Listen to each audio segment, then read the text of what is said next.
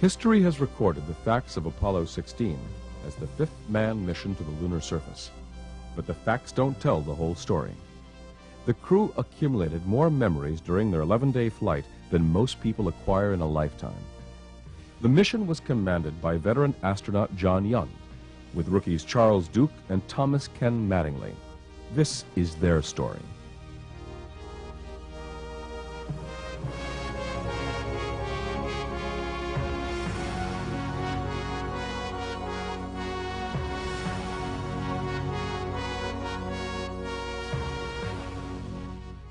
The story of Apollo 16 actually began in the days just before the launch of the ill-fated Apollo 13 mission. The prime crew of Apollo 13 originally consisted of James Lovell, Fred Hayes, and T.K. Mattingly, while the backup crew consisted of John Young, Charles Duke, and Jack Swigert. The prime crew of Apollo 13 spent years together training for this mission and were prepared for the flight of their lives until fate altered their flight plan. 2 days before they were supposed to go, Charlie Duke, who was on the backup crew, was exposed to the measles, came down with the measles, and of course then exposed everybody in the prime crew. And Jim Lovell and Fred Hayes had had the measles when they were kids, but Ken Mattingly, who was the command module pilot, had never had the measles. So the doctors bounced him from the flight and replaced him 2 days before blastoff with a guy named Jack Swigert, who had been his backup. I mean, and they had never done a crew change that close to a flight before. Never did it again. I had everything to do with TK not flying on Apollo 13. Had he gotten German measles on the way, when he was out there on the moon or around the moon, that would have been horrible. He could have been sick. It could have been life-threatening, and from the standpoint of the mission, he would not have been able to perform. Having concentrated 7 days a week, 24 hours a day on an event that's suddenly denied for what you feel is an unreasonable reason, even though intellectually you know that it's a sound decision, emotionally you feel like you've been cheated from something important. I don't blame Tom Mattingly for being upset about it, because I think he knew in his own mind that he probably was immune and that it wasn't going to be a problem, but we had no way of proving that. And I've apologized to him profusely many times since then, but I think he's gotten over it. On April 13th, 1970, only 2 days after the Apollo 13 mission began, one of the oxygen tanks on board the spacecraft blew up and ruptured the backup oxygen tank, causing the spacecraft to lose electrical power, water, and oxygen. This forced the crew to use the lunar module as a lifeboat. Astronauts Young, Duke, and Mattingly worked feverishly for 5 days straight with thousands of fellow astronauts, engineers, and scientists to help bring this crew back alive. The Apollo 13 successful return was a brilliant demonstration of human ingenuity in a life-or-death situation. Mattingly's contribution to the success of bringing his friends back alive certainly did not go unnoticed by NASA management. Deke Slayton, head of the astronaut office and in charge of the crew selections, made sure that Mattingly's actions were duly acknowledged. I don't remember what the regular sequence was. It was like 3 flights. If you were back up from one, you would expect to fly as a prime crew on about 3 flights down the chain. I don't know when, but not too long after the mission was over, Deke told me that I'd have another chance to go fly. So I still came out of being pretty lucky, and in retrospect, we know I came out very lucky. Young, Duke, and Mattingly continued to work loosely together for about a year, until they were officially designated as the prime crew of Apollo 16. The Apollo 16 mission objectives were to land at Descartes in the Lunar Highlands and to bring back the rocks, put out the Lunar Scientific Experiment package, and do all the things you had to do in 3 days of exploration of the surface up there. But John Young was was a test pilot still is today. And you got everything out of John Young that you could ever ask for. If you asked him to do something, he was going to get it done. Because he does things the right way, the best way, and gets what you ask for. Charlie Duke is very much the same way in terms of responding to people's requirements. Charlie Duke also was one of those guys that had a very great sense of humor. And I think that he was a natural adjunct to John Young. A typical day in training for us is a hard day. We got started early in the morning. Generally, we'd have 4 or 5 hours in the simulator. We'd then spend an afternoon in lunar surface type training, putting on our suits and practicing either getting suited up in the lunar module or either going out on the simulated rock pile we had down in Florida to practice putting our experiments out. Being able to find the kinds of rocks of interest among all the various kinds of rocks up there, we went through a lot of training exercises to teach them to recognize rocks that we thought would be interesting. Well, we went to several places where rocks are exposed well, basically in the western United States. We went to Hawaii and looked at volcanic rocks, basaltic rocks out there. Those were the basic areas we went to. We'd had a lot of training in geology. We'd been, actually, Charlie Duke and I had been trained for lunar geology since 1960s, early 1960s. So we had a lot of training and pretty much knew what kind of rocks to pick up. But I was just talking with one of the guys who worked with Charlie Duke and John Young on the 16 crew, and he was describing an incident where when we did our training exercises, we had the guys wired with radios like they were going to be on the moon, and they were talking to a back room. And they started screaming about how they really found this really neat rock and how there was really life on the moon, and what they found was a rattlesnake. And when he got up there, they were kind of jumping around and jumping away from it. It was quite amusing. Another aspect of the training was the preparation for the long treks ahead in the innovative lunar rover. After the shakedown tests done on Apollo 15, this rover would allow Young and Duke to go further and faster than ever before on the lunar surface. The rover was really a unique car. It was electric. It had 2 batteries. Each wheel had its own electric motor, so it was 4-wheel drive. It had a double steering system. In other words, you could steer with the front end and the back end. It had a handle that sat between the seats that was the total control over it. You push the handle forward to go forward, pull the handle back to put on the brakes. If you wanted to turn left, you push the handle left, and the car, of course, turned left. It was a highly maneuverable machine. We had a centrifuge rig that put you at 1/6 gravity. I ran 13 miles or something over there one time just to prove that you could get back in case you ran out of, in case your lunar rover stopped driving, that you could still get back. While Young and Duke were spending most of their time simulating their anticipated experiences on the lunar surface, Mattingly was busy setting records in the command module simulators.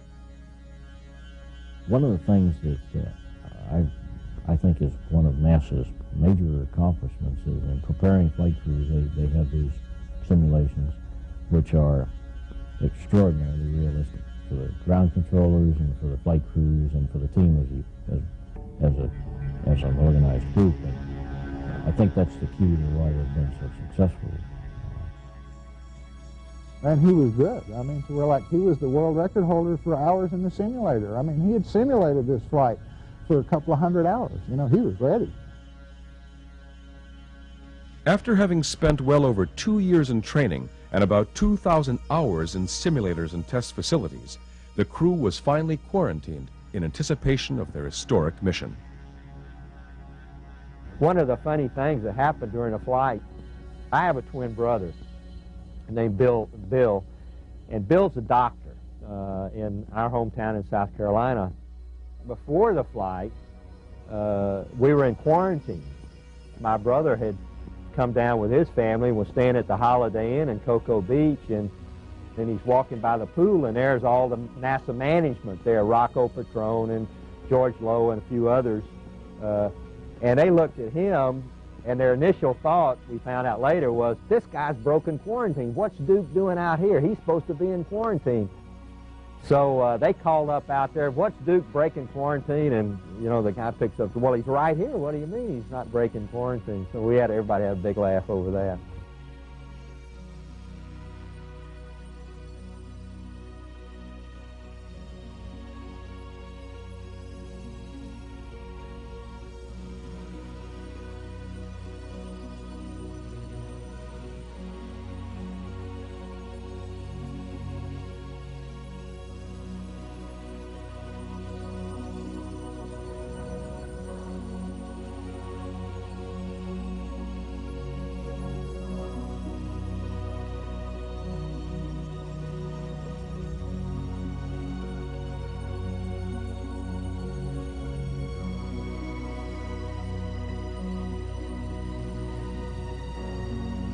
Once young Duke and Mattingly were strapped in, there was nothing more that they could do but sit there and ride on 7.5 million pounds of thrust once the launch began. Their heart rates that were monitored in mission control proved to be higher during the launch than at any other time in the flight.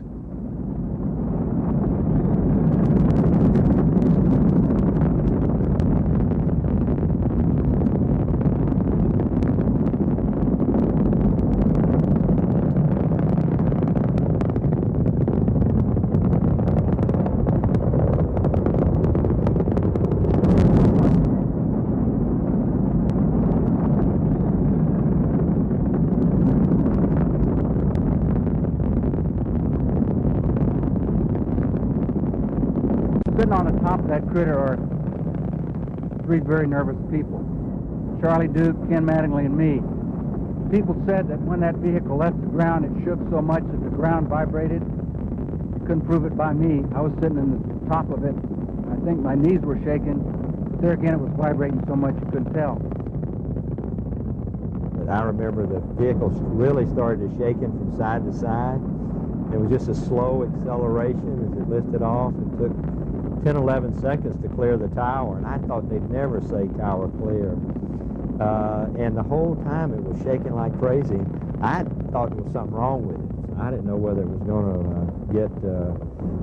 go in orbit or not. But John was real cool, and he said we'd go, and sure enough, we went, shaking like crazy during the whole first stage.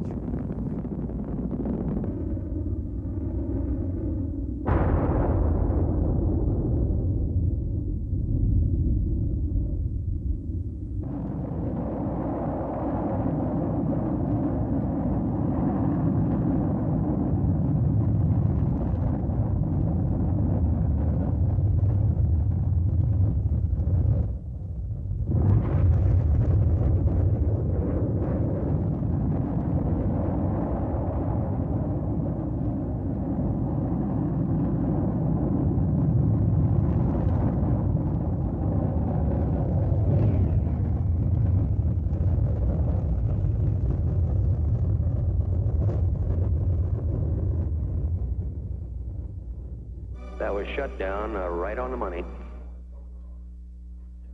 You're a go for orbit. Go for orbit.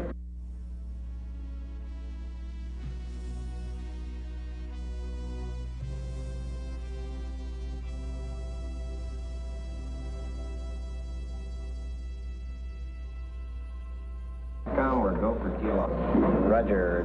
Guys, I've got the word you wanted to hear. You are go for TLI. You're go for the moon. After the crew fired their engines for the Trans-Lunar Insertion, or TLI, the main spacecraft containing the crew, known as the Command and Service Module, detached from the fourth stage rocket booster and turned around to pick up the lunar module that was tucked away in the booster. When we turned around and saw the lunar module, it was like that, and those flakes coming off. It was really scary. We thought we had a fuel leak, but it turned out we didn't. The crew settled down for their 3-day, 240,000-mile adventure to the moon, while still looking back over their shoulders at the planet they just left. Yes, we looked out the window, and the Earth was in our window just like that, in the black ground, and it started to get flat. You no longer saw it in 3 dimensions. It's about that time when you're going to the moon. I personally and the other fellows that were with me, we started to wonder if we hadn't bitten off more than we could chew. They'll talk to you about the Earth more than the moon, more than anything else. I mean, they'll talk poetry about what the Earth looks like as you're getting 10,000 miles and 20,000 miles and 50,000 miles and 100,000 miles, and and everything you have ever known. You know, I mean, like the whole history of the human race is getting to the point where you can cover it up with your thumb. And that's a very powerful psychological force. After 3 days filled with anticipation, the Apollo 16 crew finally reached its destination. Young and Duke entered the lunar module Orion, while Mattingly stayed in the command and service module Casper. Sergeant, go. Capcom work, go for undocking.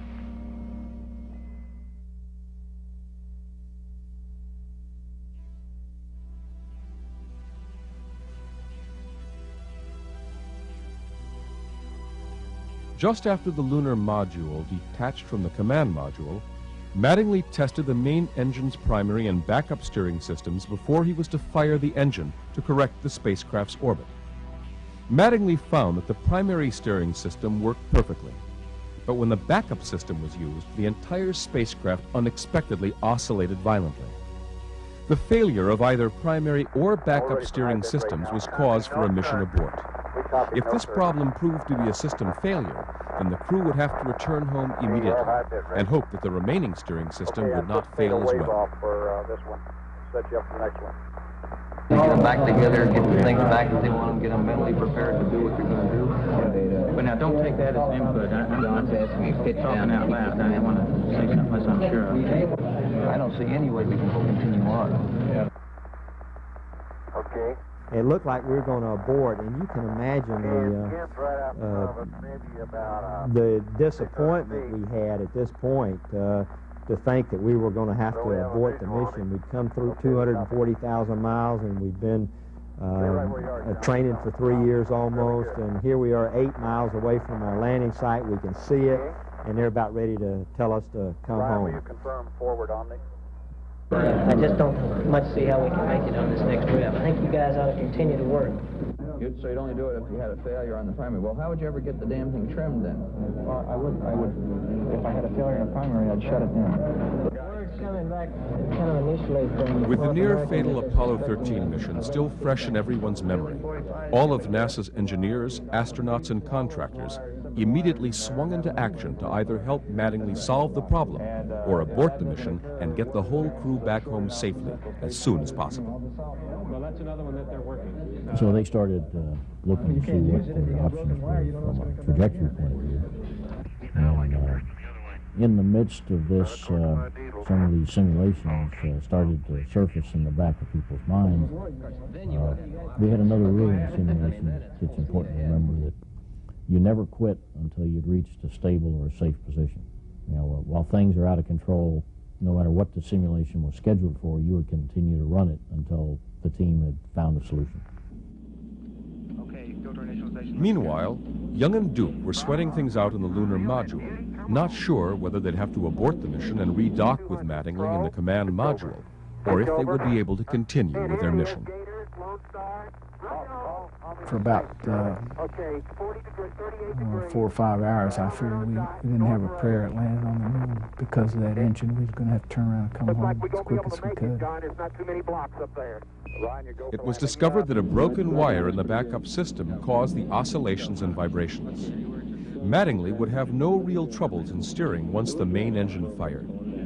After a lot of nail-biting, the crew was given the green light to proceed with a lunar landing. Well, have at it, babe. So we're going to try it. And you do have a go for another try here at the... From the time that we would see the spacecraft on its final pass as we moved towards descent until the time we had landed on the moon was about 30 minutes. We had about 15 minutes to take a look at the spacecraft, make sure everything was go. We had the proper tracking information, et cetera, et cetera, et cetera. And the systems were all go, and then we would go through their final series of checks and make the commitment to start the descent to the moon. Take over, Charlie. Okay, fuel is good, 10%. That comes the shadow. Okay, 200 feet. Crew is oriented, and they actually start performing what you'd call as a retrograde burn. They're slowing their orbital speed down, so the lunar gravity starts pulling the spacecraft down towards the moon. Looking good. Perfect place over here, John. A couple of big boulders. Not too bad. Okay, 80 feet. Down at 3. Looking super. You see the shadow stop. That means he's leveled off. Okay. And you see the engine blowing out the dust just everywhere. Because the moon is covered with dust very, very fine like powder. The little black rods you see below the landing pads are electrical probes, and when they hit the moon, they turn on the lights at contact, you shut the engine down, and you dropped in the last 4 feet. And it was like, Yahoo, Houston, old Orion is finally here.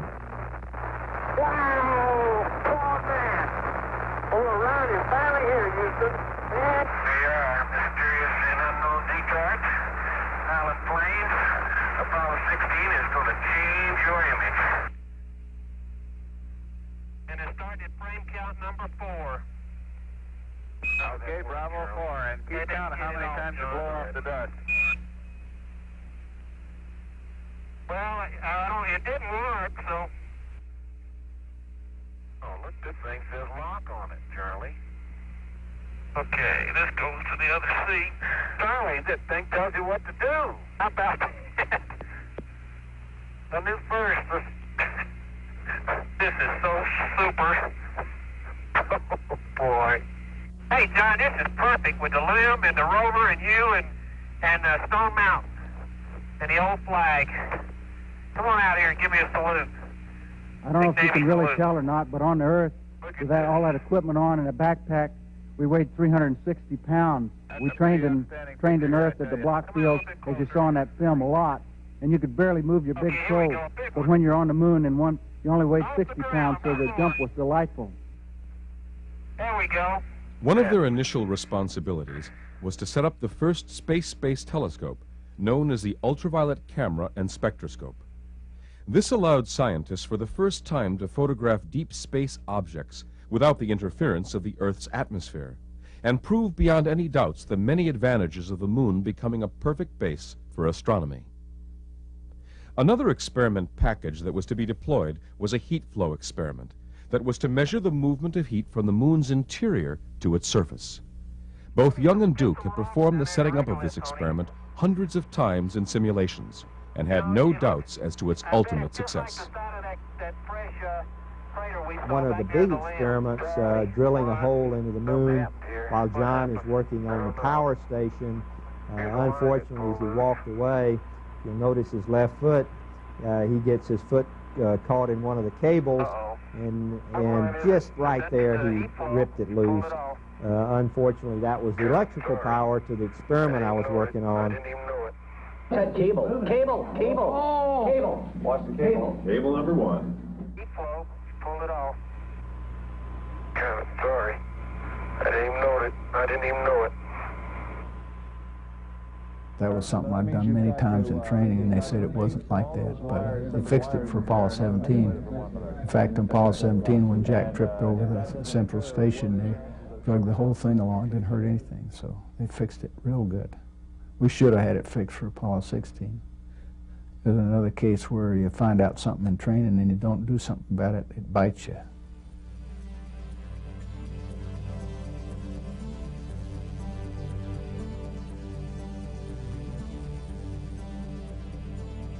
Perhaps the most visually spectacular aspect of this mission to the viewing public back home was when the crew took their rover out to sites far beyond where they landed. Here I am getting in the car, and we jump up and land on the car seat. Then we had to buckle our seat belt because the ride across the moon was rough. No roads up there, but fortunately no traffic either, so you just let her go. And the object is not to run over any great big rocks or to run in any great big holes. We set the moon speed record on Apollo, at least we say we did, which was 11 miles an hour, which was felt like we were literally flying. I think that the thing I remember about Apollo 16 was John Young driving that rover around the surface of the moon, trying to figure out what its capabilities were, turning that thing around corners and driving it like it was a Le Mans race. I thought that was fantastic. All the traverses were designed so that the furthest point away was early in the traverse, so you'd still have the oxygen to get back in case you did something like knock a wheel off a rover. Always a possibility in those block fields that you could go in there and tear the axle right off.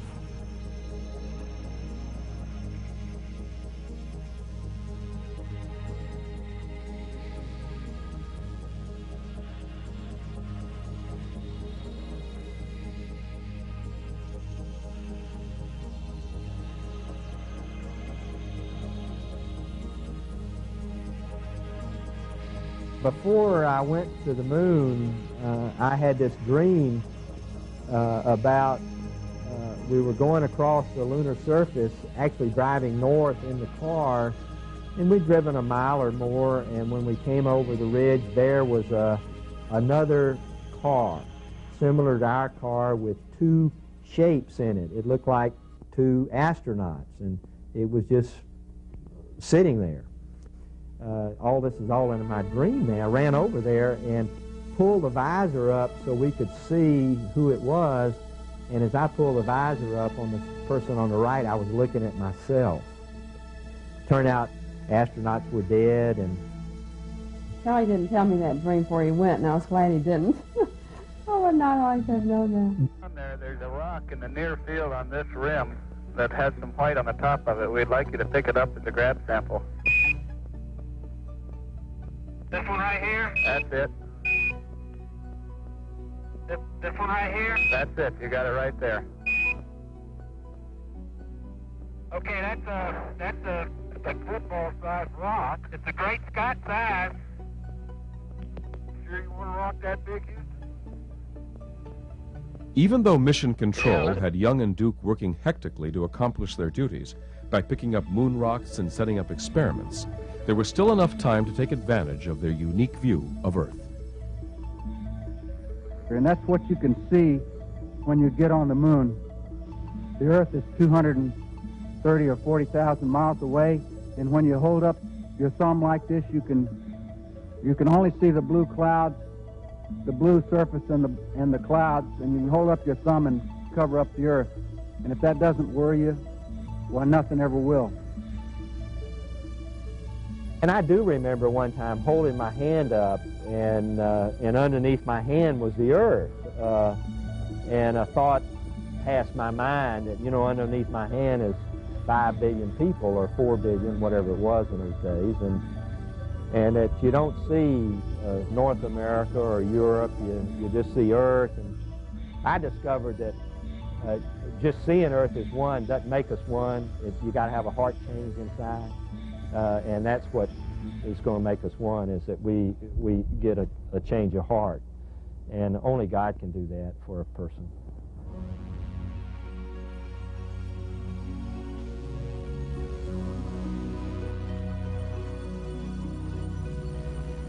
While Young and Duke were busy setting up experiments and collecting lunar samples, Mattingly was busy in the command module conducting 15 experiments on his own. Along the way, Mattingly also set the U.S. record for the longest solo flight of 81 hours and 40 minutes, a record that still stands today. The command module pilots, stayed in orbit all by themselves, half of which they were on the dark side of the moon and couldn't even talk to Earth if they wanted to. So they had plenty of time to kind of sit back and just look around and realize, wow, I'm at the moon.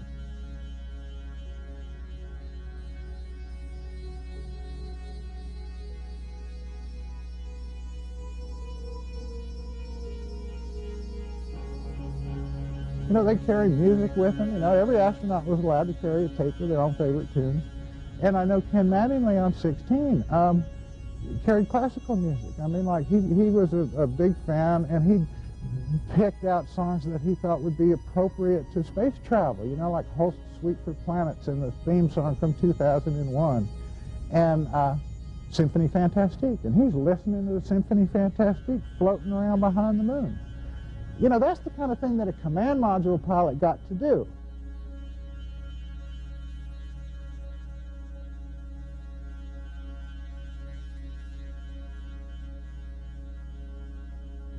You know, all the moonwalks, they invited the families to come mission control. So we went over there during the 7 hours, 3 days for 7 hours, and watched the moonwalk. It was really great to be able to see it on the big screen at mission control. Toward the end of each day, my heart would start beating a little bit, thinking, oh, now it's time to get in, get in there before anything happens. We have a few minutes left, so we decide to do the Moon Olympics. I decide to try to set the high jump record on the moon. And as I start to do that, I bounce a couple of times, and then I fall over backwards. And as I fall over backwards, fear strikes. If I split my suit open, I'm dead. As John helps me up, I get very, very quiet as I listen to the pumps and the oxygen flow in the suit. Fortunately, the suit holds, and my fear subsides.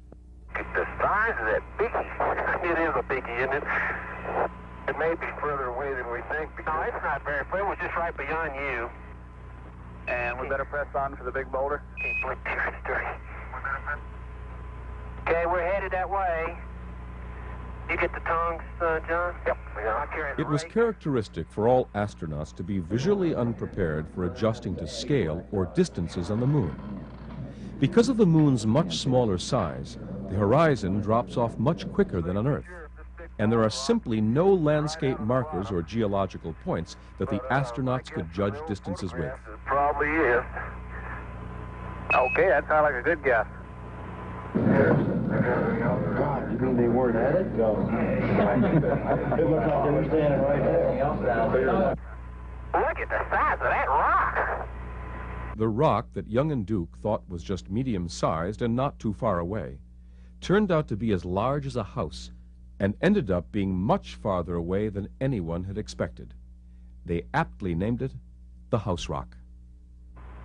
Well, Tony, that's your house rock right there. Very good. Don't get too near the edge of that thing. It falls off. Look over at your right. It falls off pretty good. Yeah, I know. Keep going. During the mission, there I am bouncing around on the moon, and my brother walks into mission control. He gets a pass, and he wants to sit on the flight surgeon's console. And a few people knew he was coming in, but I mean, the whole room looked over, I understand, looked at him, and they looked at the TV, and they looked at, you know, and they thought what's happened here? And then all of a sudden they realized the word got around like his brother. But he looked at I mean, we are identical. So, that created a few stares and a few laughs in mission control. Just before Young and Duke had to go back into the lunar module for the last time, Duke left a small token of himself and his family on the moon's dusty surface. An idea we had before the flight to get the whole family involved was to have a picture taken. So we had a picture taken of our family in the backyard of our house.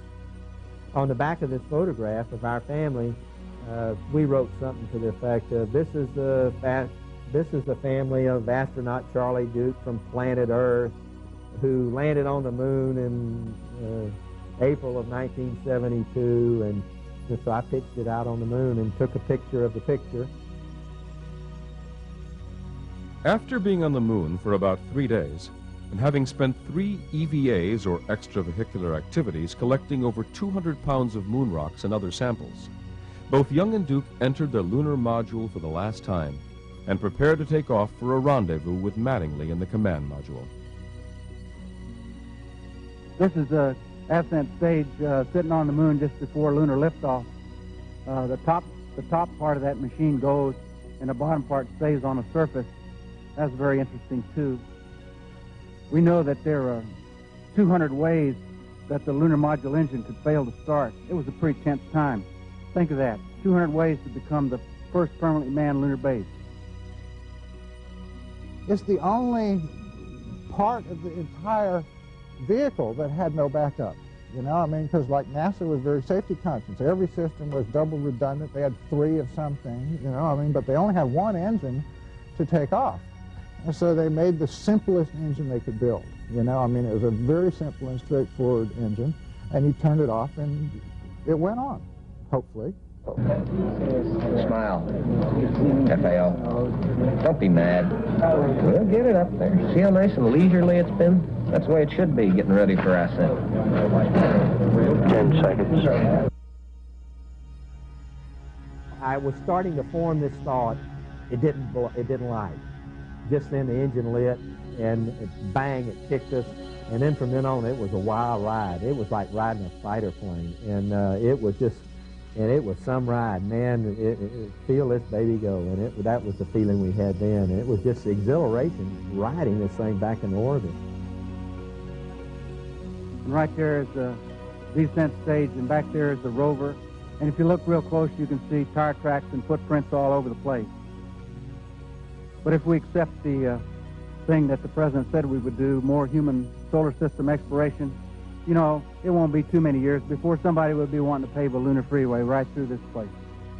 A lot of people think that we did all this moon work in a secret movie lot in Arizona.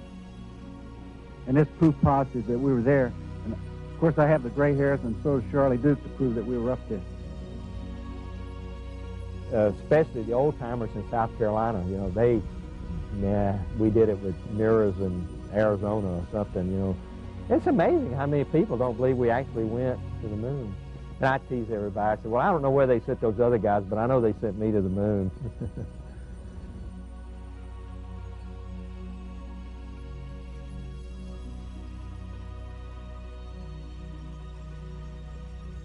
Once the crew of Apollo 16 was reunited, the samples and experiments collected in the lunar surface were transferred into the command module.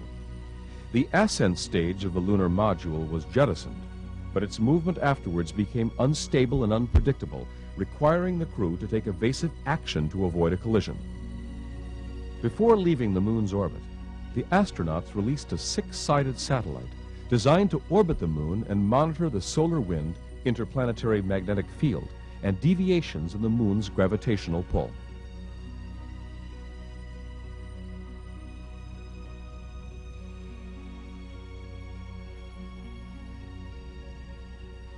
Shortly thereafter, we turned our spaceship around so we could see the moon, and the moon literally just began. We were climbing so fast, the moon just literally just began to shrink, just like that.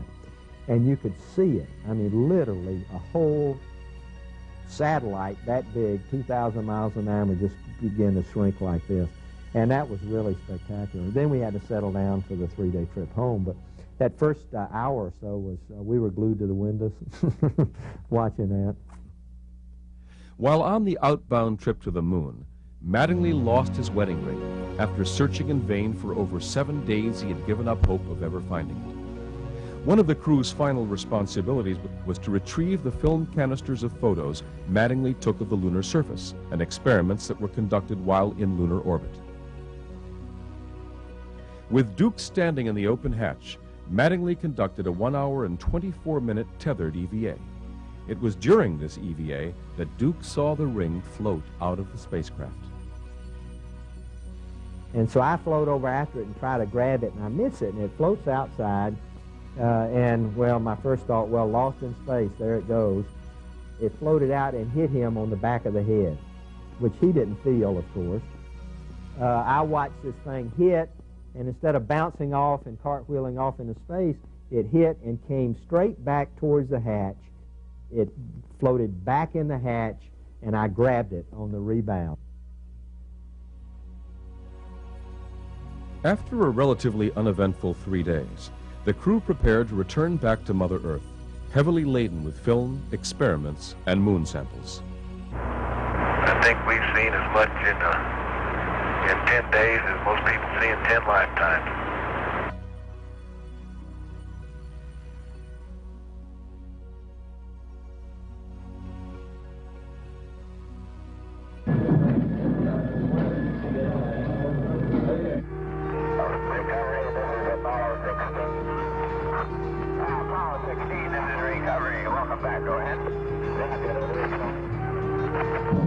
That is beautiful, isn't it?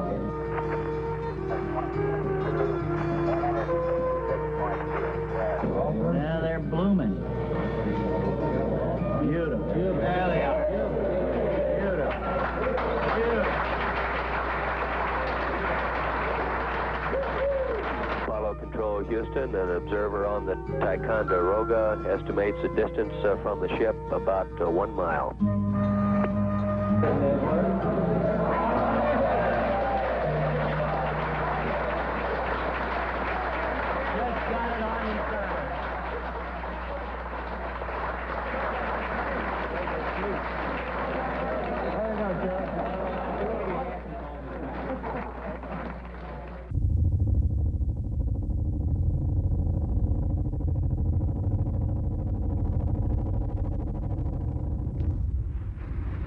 Well, the complete mission, this is true. We've always had, I won't say it's a superstition. If you look at a lot of the hype you see in TV and movies, they see us celebrating virtually every event in the mission. That is not the case. We celebrate only when the crew is safely in Apollo on board the deck of the carrier. Basically, we hold back until we are absolutely sure that our job is done. Then we will sit back and we will celebrate.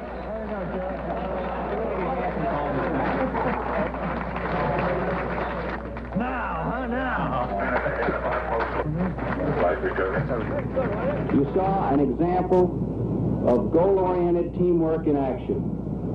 The kind of thing that made this country great and the kind of thing that's going to keep it that way. Thank God for America, and thank God for this country that has let us work in such a marvelous program. Then we passed around cigars in this thing here, and this is when we could smoke in the control center. And people would do this, and we'd light up the cigars. And that was, hey, our thanks to the team.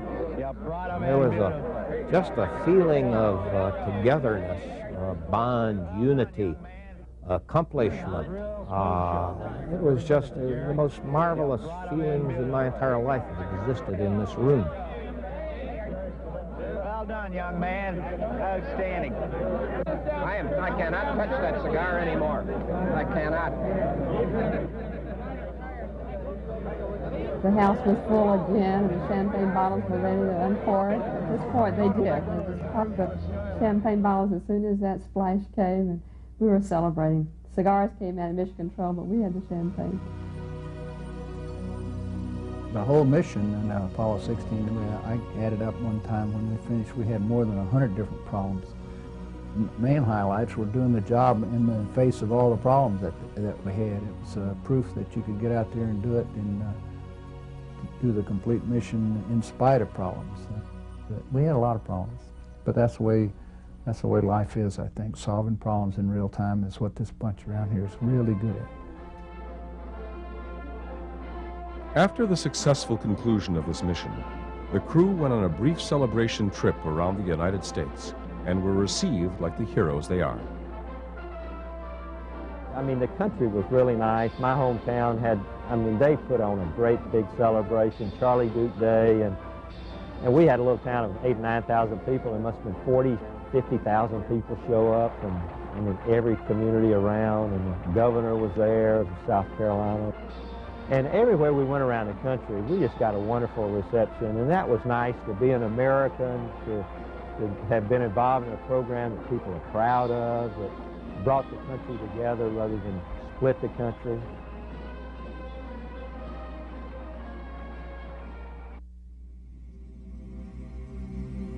John Young went on to become the commander of the very first shuttle mission in 1981, and also commanded a second shuttle mission 2 years later, setting the record for the most trips into space. Young decided to stay with NASA as the special assistant to the director of the Engineering, Operations, and Safety Division at NASA's Johnson Space Center. His 30 years of service as an astronaut was recently honored when he was awarded the Outstanding Leadership Medal by NASA's administrator, Dan Golden. Recently, John was asked why, after such a lifetime of achievement, after so many other astronauts have retired, that he still came to work at NASA day after day. And he said simply, because there's so much left to do.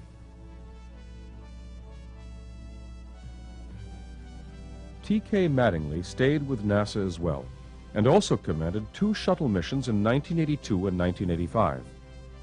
After leaving NASA, Mattingly entered the private sector in the aerospace field, and is currently the vice president in charge of the designing and building of Lockheed Martin's X-33, the next generation of NASA's spacecraft. Charles Duke left NASA shortly after his flight and became a very successful businessman. Perhaps the most lasting effects of Apollo 16 are the implications of what this mission meant to people of the world and long-term prospects for the future of humanity in space. I prefer to believe that challenges, things that are stimulating, are the kinds of things that make societies healthy. I think that you cannot retain a healthy society without giving yourself some kind of a challenge to draw the best out of you. I thought when we left the moon that we'd have a base up there in a couple of years, but we didn't do it. I think it's time for us to look at going back to the moon now. We're right now, the United States is where Columbus was 500 years ago. The time is to get out there and discover these places, investigate and expand our knowledge, and then apply that knowledge to solving problems here on the Earth. We need to get smarter, and we need to learn better how to control our destinies, and I think space exploration is a key to that. I know I thought that I probably would have aspirations going to Mars. Somewhat naively, in retrospect, I assumed that we'd go to the moon and then just press right on to the next destination. The future of humanity may well depend on our ability to conquer space. This Apollo 16 crew and the program as a whole laid the foundations for all that followed. When I look up at the moon, especially on a real bright, clear night, and it's almost full, it's this feeling of, attaboy, I've been there, and it's still a thrill just to look up and still look up and say, that's where I was, and it just the memories just flood through my mind, and it still brings back lots of excitement.